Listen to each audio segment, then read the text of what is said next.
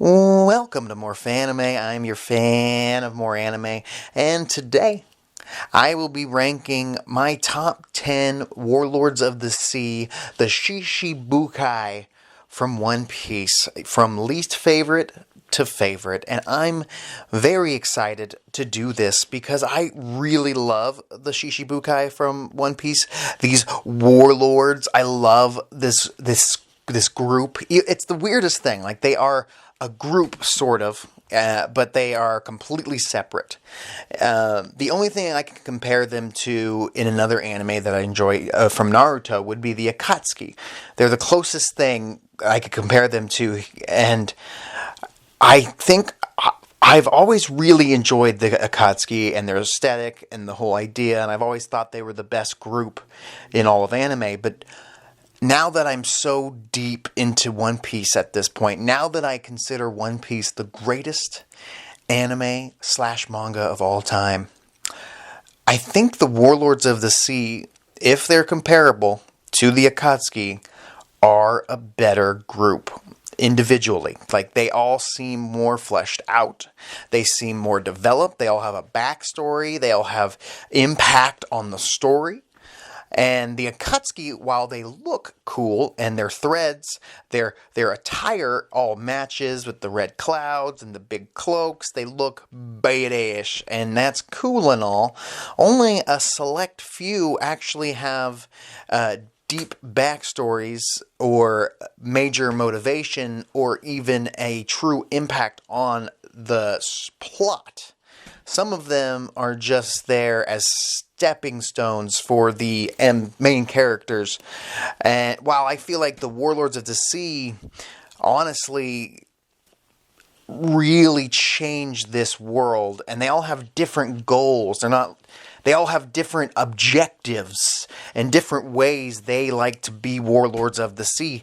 And another thing, before I start this list, is I'm not ranking them based on how well they were a Warlord of the Sea. It's based on how I care about these characters, who I like more, who I consider my favorite character so far. And again, if I change my mind down the line, if one of these characters gets more developed than they already are, and I decide, wow, they just moved up the ranking, I might go ahead and do a repeat of this bad boy, another ranking of the Warlords of the Sea. But this is my top 10 Warlords of the Sea, the Shichibukai from One Piece. Let's get this bad boy started with Gekko Moria, my number 10. Yes, Gekko Moria. I mean, honestly, this is really hard to do, ranking these 10 that I have here, because I really do adore almost all the characters from One Piece. And Gekko Moria being the least favorite of these 10 doesn't mean I hate him in any way, shape, or form. It just means that he is the least impressive out of these 10 amazing characters. And I just feel like Gekko Moria didn't stand out as much as his subordinates did in Thriller Bark. And that's surprising, because usually the main villain, like Arlong, for instance, is more impressive than his underlings. He's more impactful in the story. He leaves in more of an impact. He's a cooler character, whereas Gekko Moria was kind of an annoying bad guy. He kind of fucked up real bad at the end of his fight with the Straw Hats. Like, he had it in the bag. All he had to wait was maybe 20 minutes for the sun to come up, and everybody would have died when the sun came up, and then instead he sucked up all the ghosts, or not the ghosts, the shadows. He sucked up all the shadows, so Luffy basically punched him a couple times, and he spit them out just in time for them to be saved from burning alive in the sun.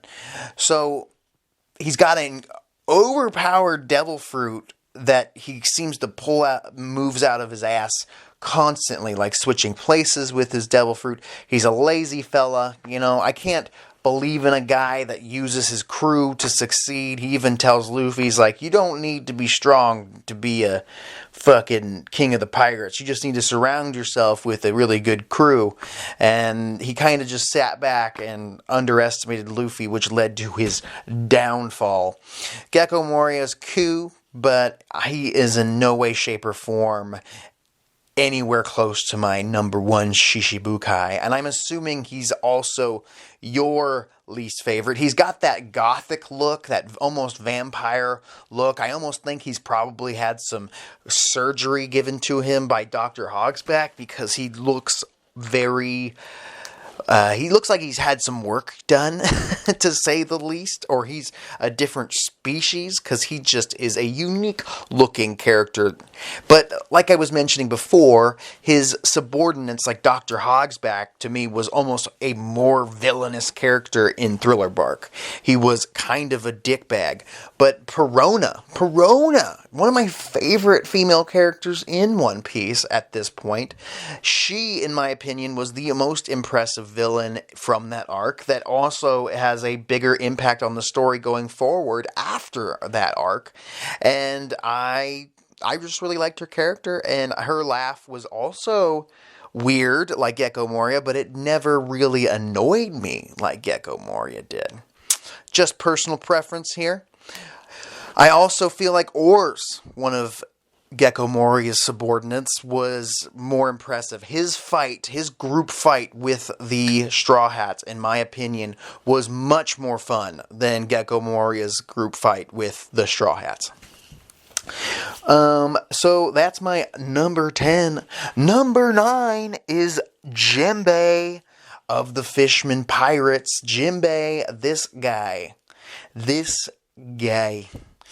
I don't know what to think of him. He saves Luffy's life, and he helps Luffy get out of Impel Down. He saves him multiple times. He helps him get over Ace's death. He's a well-done character. But to me, as I never really got to see him act as a Shichibukai, he never really even wanted to be a warlord. He basically only did it to get his people out of prison or out of slavery, which is honorable as all hell. Jimbei's almost too honorable for me. Like, he has goals. You know, he wants to bring peace to his fishman people, and I'm sure he wants to bring them to the surface world. He wants to end fish slavery. All honorable, features here. He just doesn't intrigue me. It could be because I'm a massive Arlong fan, and maybe a small part of me may think that because Jimbei is in the story, Arlong isn't. And I feel like it would have been really cool to develop Arlong more. I'm not saying Arlong could ever be Luffy's friend, or especially Nami's friend, but it would have been interesting if we developed him instead of Jimbei, or maybe down the line, I'm going to eat my words, and Arlong will show up, and Jinbei's going to be a big catalyst in that story, and I'm going to be like, man, I'm so happy Jimbei's around in the One Piece world. But he's kind of a boring guy. He's just like, we will stop the bad guys. I don't believe in this bullshit. And that's great. But maybe it's the English voice actor. I don't know. They just don't excite me. They fight really well. I think he's got a really cool design. It's just I think I'm biased because I really like Arlong and I want to see more of him. And every time I see Jimbei, I'm like, man, they could have put Arlong in this spot somehow. I'm just saying. Number 8, Bartholomew Kuma. This was the hardest one. Once I got to this top 8, this really got difficult. It took me a while to put this list together, almost too long to put this list together. I was just like, man, this is so hard. I like these characters for so many different reasons. But Bartholomew Kuma made the name Bartholomew really badass. Just saying that. As soon as I heard it, I was like, okay, I never realized how badass Bartholomew the name is. And I'm like, if I had a dog or something, I'd name it Bartholomew. And he's like, what a beast. But this dude shows up in Thriller Bark and also outshines Gekko Moria in his own arc and really made the Thriller Bark arc fantastic. Before Kuma shows up, arguably, Thriller Bark arc was a average C+ arc. But when Kuma shows up and does you know what with you know who when nothing happens with Zoro, that shit took it from a C+ to an A-. Just from Kuma's insertion into this arc. He showed up into an arc. That's another really cool thing I like about One Piece. Sometimes in different animes, it almost feels like the villain of that arc. You almost feel like a different bad guy. You wouldn't see Cell show up during a Frieza arc, or you wouldn't see the Ginyu Force show up when the androids are fighting the Saiyans. And I know it's not a good comparison, but it was really interesting that another warlord, we just met Gekko Moria. Crocodile was one of the first warlords we ever met, and he was a big fucking deal. It took the entire crew to take down this damn Gekko Moria guy, and now another one shows up when the crew is all almost on empty. Luffy isn't even conscious. We get to have the epic moment with Zoro and Sanji willing to sacrifice themselves for Luffy. Kuma shows up again at Sabaody and splits up the crew almost precisely where they need to be to become stronger. He is a G, and he's an amazing character. I just still don't know enough about Bartholomew Kuma to rank him any higher than number 8. Bartholomew Kuma is a very interesting character, and I'd love to know more about him. I'd love to know why he really joined the Shichibukai. I want to know why he let himself become the first pacifista, the model for the pacifista, this army for the Navy, this army for the Celestial Dragons. Like, why did he do this even though he's connected to the revolutionaries? There's something there. There's a story there. Kuma is such a mystery. He protected the Thousand Sunny for 6 months to a year after there was nobody else to protect it. They all got beat up, and he stayed there, and that was his last mission. And I just want to know why. Like, what is going on with this Kuma guy? Is he related to some character that we don't know of? I know he's part of the revolutionaries. Did Dragon put him on this quest? This basically a suicide mission for justice or for freedom. It's pretty crazy. But Kuma is my number 8, and that was a tough choice because I really like Kuma.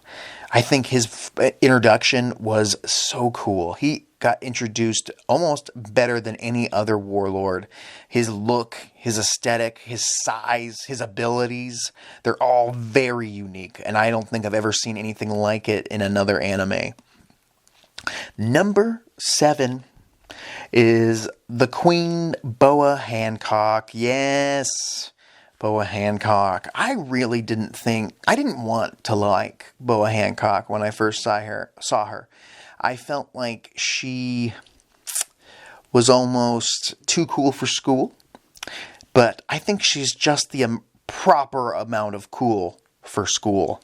And the fact that her love for Luffy makes me love her more because I love Luffy, because he's a badass and he's my favorite main character from any other anime. And one of the reasons I didn't want to like Boa Hancock was I'm a massive fan of Nico Robin, and I almost thought they looked similar from just pictures before I really got introduced to Boa Hancock. I was like, there's no room for 2 dark-haired ladies in this anime. We cannot have both of you here. This does not work. Boy, was I wrong. Boa Hancock is her own person. She is nowhere near the same as Nico Robin and vice versa. She has her own unique character. She doesn't take shit from nobody. She's really cool, and she's actually very powerful, and I like that she's become a warlord just to protect her people. But at the same time, she don't listen to the government unless she absolutely has to. And even then, she was kicking around some Marines at Marineford and helping Luffy secretly. She is uncontrollable. She cannot be contained. But she's got a good heart. She's been through some shit. She has a really sad backstory, being a slave, the Celestial Dragons, freed from Fisher Tiger. She is deeply connected to the One Piece world and will be a big part of it. I know that she'll probably have a big impact going forward. I would really like to see her have a main event fight with a main villain down the line. I think that she really deserves her moment in the sun. I know she's got her abilities, but she needs to fight somebody that her abilities don't work on. I know she's pretty skilled physically. I remember she was kicking ass. She was taking names back at Marineford and so forth. She takes out very powerful opponents with her Devil Fruit ability alone. Not only the fact, I believe she's got Conqueror's Haki as well. So we haven't even seen the peak of Bull Hancock's abilities. And I think down the line we will. And she could go up on this list. I love also when she kicks baby seals and cute baby animals that get in her path. That shit makes me laugh every time. Every time. Also, I really enjoy when she looks so far down on people she stares up. I think that shit's absolutely hilarious. And I would love a figure of her doing that. Number 6 might be a controversial pick, but Hawkeye Mihawk. Yes, this imposing figure, this guy. I almost compare his introduction into One Piece to Itachi's introduction, because when Itachi debuted and just kicked ass, and you're like, oh shit, this guy's on another level. The Akatsuki are on a completely new level than we're used to. We are now into advanced Jonin type villains coming up here, even stronger than that. Hokage level villains. And then Mihawk shows up into One Piece, even more impactful than Itachi's debut, in my opinion. I think this guy shows up and he's like a level 100 Charizard, and at the time Luffy and Zoro are at best level 14. I don't know. They are very, very early on in their quest, and they haven't made it to the Grand Line. We haven't even seen Arlong yet, and Hawkeye Mihawk shows up and decimates Don Krieg's fleet, and then completely obliterates Zoro, Roanoa Zoro, the right-hand man to Luffy, a guy that we considered at that point to be pretty invincible, and he gets his ass handed to him pretty quickly by Hawkeye Mihawk. Honestly, I still don't think we've seen Hawkeye Mihawk bring his full power to the table just yet. Like, he has not brought it just yet. He's barely, I don't think he really tried that hard when he was fighting with Luffy. He just got caught up dealing with the chop fruit ability. It almost feels like Hawkeye Mihawk was holding back when he was dealing with Luffy and Buggy back at Marineford, because I know he couldn't cut him just because he can't be cut. But I think that if Hawkeye Mihawk really wanted to obliterate Buggy, he probably could with some kind of ability, no sword style if necessary. We've seen Zoro do it. So he could destroy Buggy. So Hawkeye Mihawk is one of the strongest characters in all of One Piece, and one of the most mysterious as well. I want to know why he joined the Shichibukai. Is it just to have an easy life? Just so the Marines would be off his tail? They'd be out of his... I mean, he knows an army, a fleet of Marines, 3 admirals could together, combined, take him down, probably. It'd be tough, but they could take him down. This guy probably is on the Shanks level of power. I think that eventually we will see Hawkeye Mihawk and Zoro go at it one more time to really decide who the greatest swordsman of all time is. And I think that battle is going to be one of the greatest battles in all of One Piece. It's going to be built up. It's been built up for years, for 20 years, since their first fight. It's going to happen again, and it's going to be epic, and I'm sure at that point, Hawkeye Mihawk will move up higher on this list. I just don't... It's really hard. This is really hard. These next 5, my top 5, are some of the best of the best. So you cannot blame me for putting Drakehall Mihawk at number 6. Also, his sword is super dope looking as well and unique. And the way he used a little tiny sword to beat Zoro the first time, I thought that was cool. Number 5, Buggy. Buggy D. Clown. Yes, Buggy Clown. Buggy is amazing. He is hilarious. And the fact that he keeps showing up time and time again and somehow became a warlord, a Shichibukai, just because he was bragging during Marineford, just because he was once on Roger's ship. He was once on Roger's ship. Buggy. When I first met Buggy, I thought, okay, we're never going to see this guy again. And then when we saw him again, I was like, okay, so he's not just a one-off villain. Oda definitely brings villains back if he likes them. And from what I've heard, Oda really likes Buggy. Like one of his favorite characters he's ever created.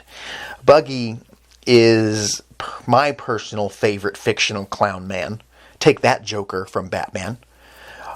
Buggy is very unique. He's almost an anti-hero at this point. What drives him, I don't know. Money, fame. He creates his own fame in a way at Marineford. He is very interesting. I wonder if Goldie Roger saw this in him to let him on his crew. I think that Buggy has some kind of hockey or conqueror's hockey ability that he doesn't realize. He can make people follow him in a similar way that Luffy makes people follow him. Like, there's a connection there. I feel it. Buggy has this vibe about him that he gathers people together. He has got a crew of pirates that are in some ways stronger than he is. Buggy is not necessarily OP or anything. I bet he could hold his own. I think eventually we need to see Buggy in a real one-on-one fight where he can come out on top as the underdog. And that day will come, I hope. I mean, I wouldn't be surprised if Oda used Buggy as a sacrifice at some point. Buggy was sad when Goldie Roger died. Buggy's got a heart, man. Buggy has made the save for Luffy begrudgingly.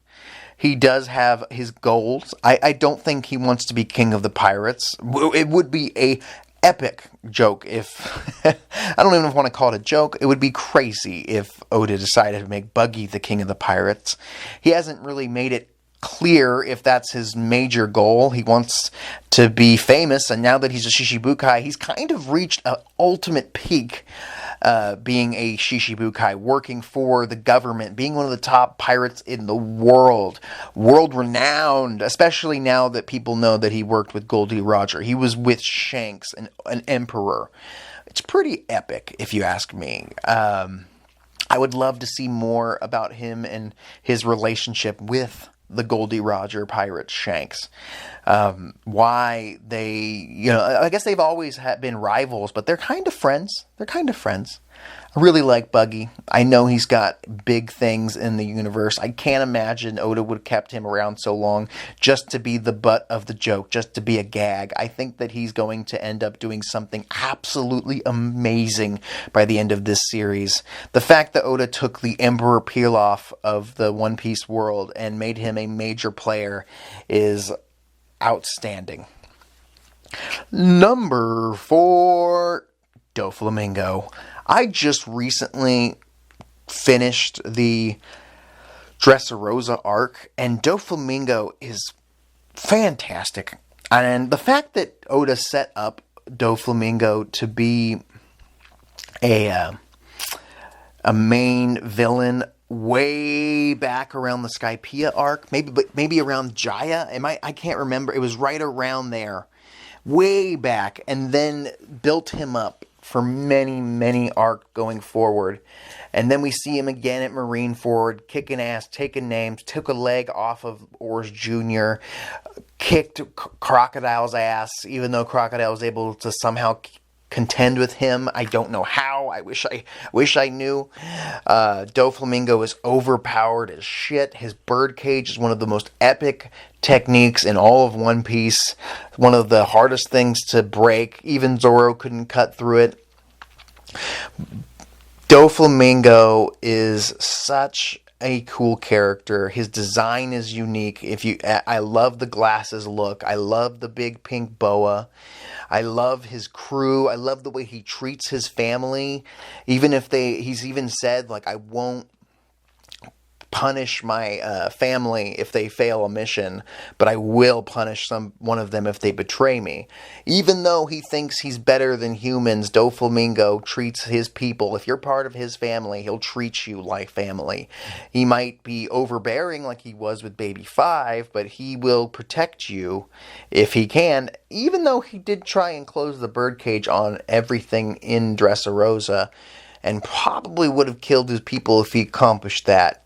Maybe I'm overthinking this. He might have attempted to kill all of them at some point. Or maybe he knew he wouldn't have to close the birdcage all the way. I don't know. But Doflamingo is such a good villain. He might go down as one of the greatest anime villains of all time. His fight with Luffy is arguably the best fight in the entire series. I would say top 5 for sure. Top 5 for sure, probably top 3. His fight with Luffy pushed Luffy to the absolute limits. It was the debut of Gear 4. I mean, this guy was unstoppable. He took his Devil Fruit ability to a new level. He awoke his Devil Fruit. Like, he is such an interesting guy. His backstory, being a celestial dragon, blew my fucking mind, and I absolutely adored that backstory. He killed his father when he was a child. He killed his own brother for betraying him. He is a brutal motherfucker. He is a psycho, but he's also very, very smart, and he collected the right people to put around him. He stayed in the shadows, and he was on his way to the top. And honestly, if it wasn't for Luffy and Law, there's a good chance he would have made it to the top, and he probably would have eventually became an emperor of the sea, just through pushing himself and getting stronger and building the right empire at Dressrosa and building the great contacts he put together. Like, him being eliminated from the equation in the New World completely changed the New World and just put everybody in a frenzy. Like, he was so important. Like, when Crocodile was taken out of Alabasta, they were just like, well, we need a new warlord, okay. And when Doflamingo was taken out, they're like, fuck, Kato's gonna be so pissed. And the Celestial Dragons are worried because he knows some dirt on them.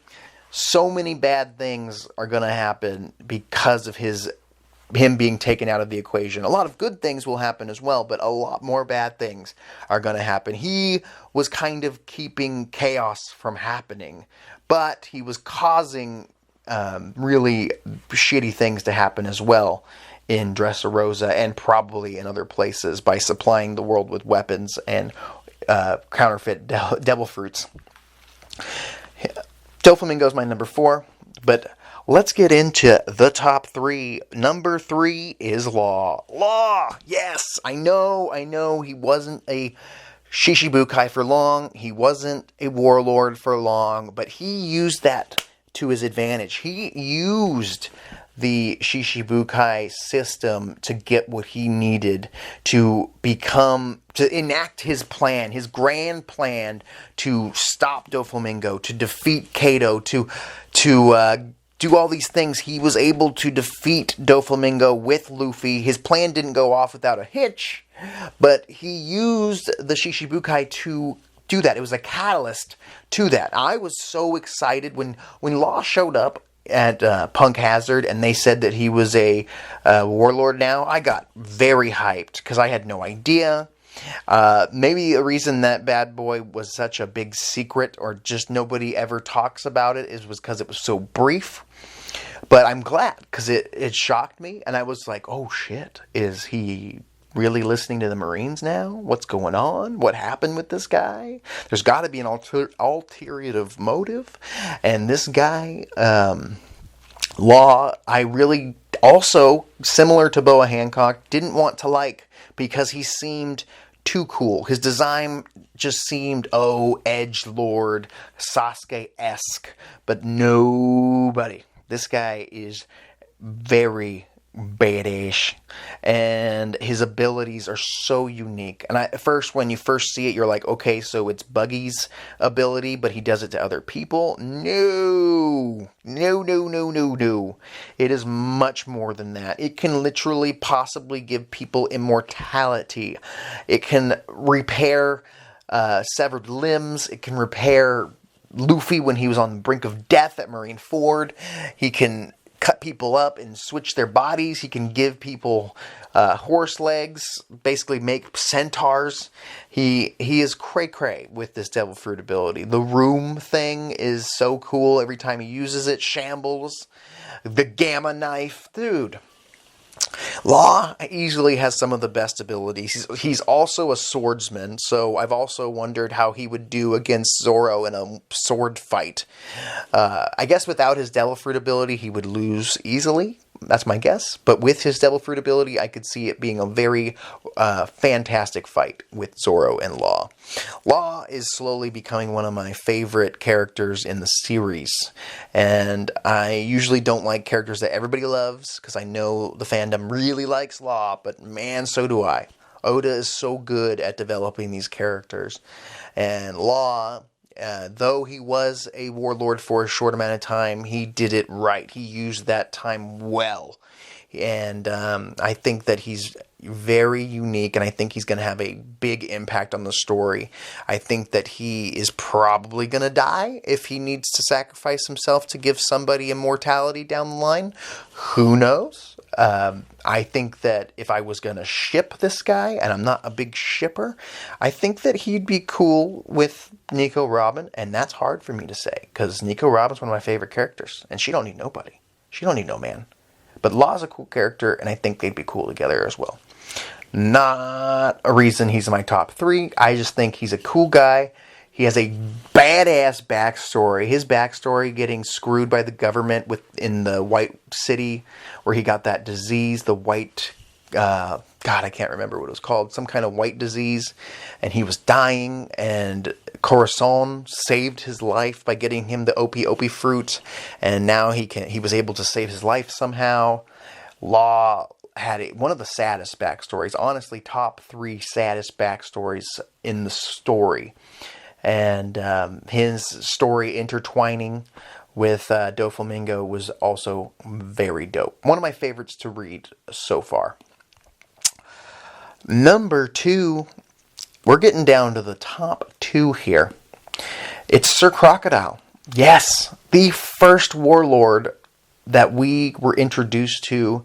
This guy set off an entire saga, the Alabasta saga. This guy created Baroque works. He was probably one of the most imposing villains in the beginning of the Grand Line. This guy is fantastic, and honestly, I didn't start to truly love him until Impel Down, when he joined up with Luffy. I thought he was a really good villain at first, and his fight with Luffy was also very epic. He impaled Luffy with his hook in their first fight.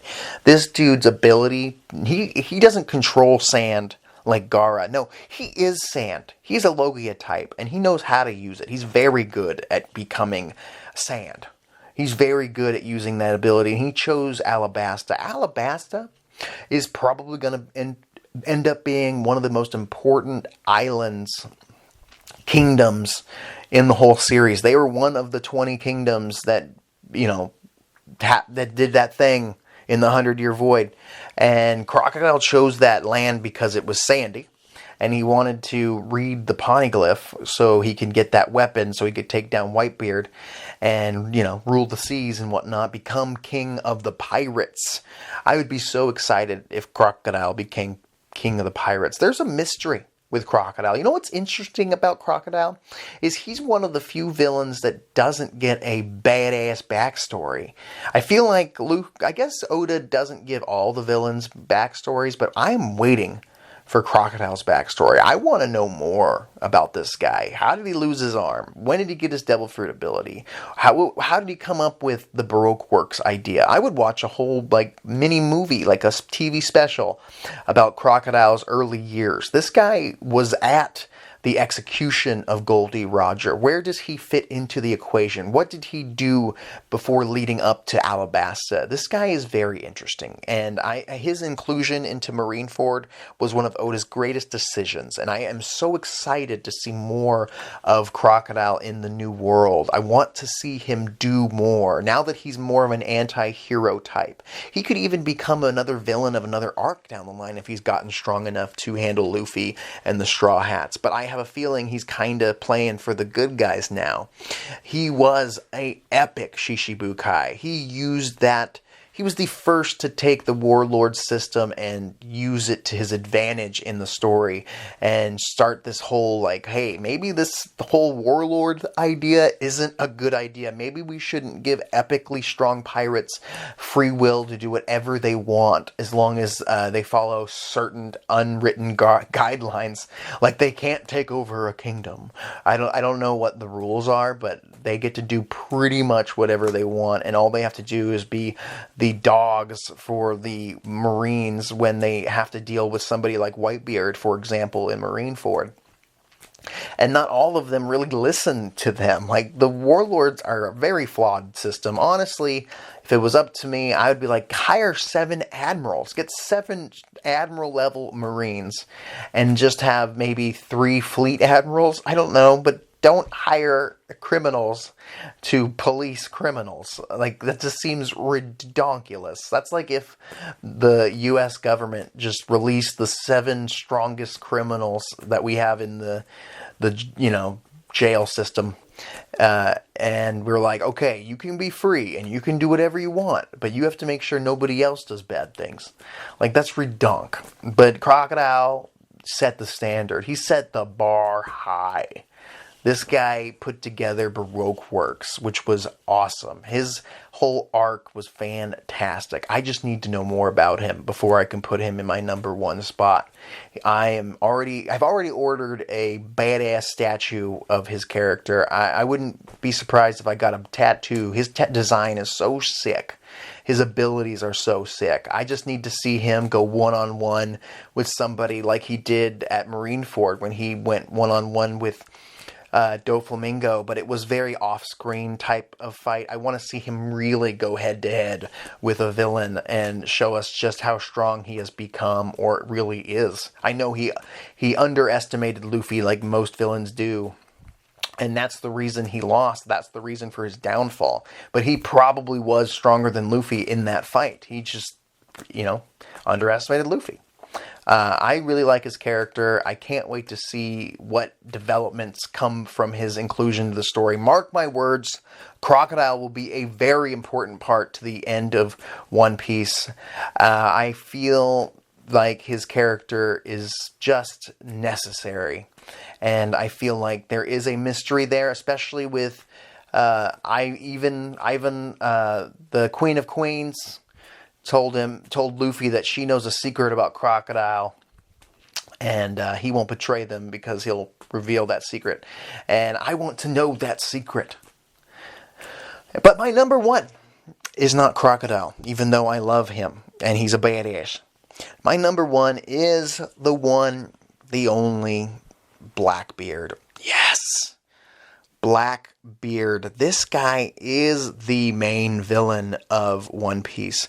This guy is such a fantastic character. Marshall D. Teach. He is a D, people. Now that I kind of understand what the D means, but still don't understand what the D means, that is so epic. That means he's the enemy of the Celestial Dragons, but he's also the villain of this story. He's the reason Ace was captured and eventually executed by Akanu. And I really hope that Akenu isn't the final villain in One Piece. I truly think think it should be Blackbeard. I think it needs to be this guy.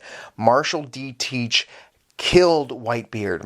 Marshall D. Teach is so cool. His debut into the series, I believe at Jaya, when he was having that like eating pie and drinks competition with Luffy in that bar, and they were complete opposites. And then when he talked to Luffy after Luffy got beat up by Bellamy's crew, that really